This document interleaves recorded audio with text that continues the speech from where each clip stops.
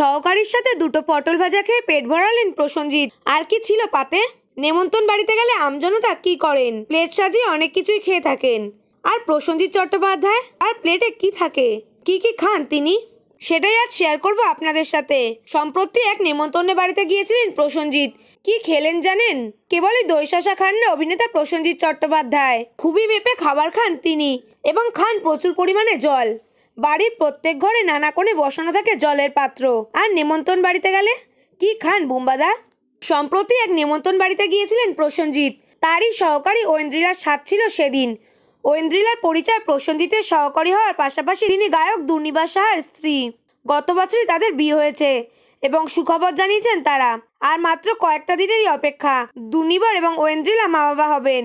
ঐন্দ্রিলার সেই স্বাদের অনুষ্ঠানে বিশেষ অতিথি হিসেবে ছিলেন প্রসেনজিৎ চট্টোপাধ্যায়। ঐন্দ্রিলার সঙ্গে একই টেবিলে বসে খেতে দেখা যায় তাকে। ছবি শেয়ার করেছেন ঐন্দ্রিলা। স্বাদে অনেক রকম পদ খেতে দেওয়া হয় হবু মায়েদের। বাটি সাজিয়ে দেওয়া হয় থালার আশেপাশে, তেমনটা দেওয়া হয় ঐন্দ্রিলাকেও। কিন্তু উল্টো দিকে বসা প্রসেনজিতের থালা দেখে অবাক হবেন আপনি। সেখানে ছিল এক পিস লঙ্কা এবং দুটো ছোট ছোট পটল ভাজা। তাহলে কি সেইটুকুই খেয়েছিলেন বুম্বাদা?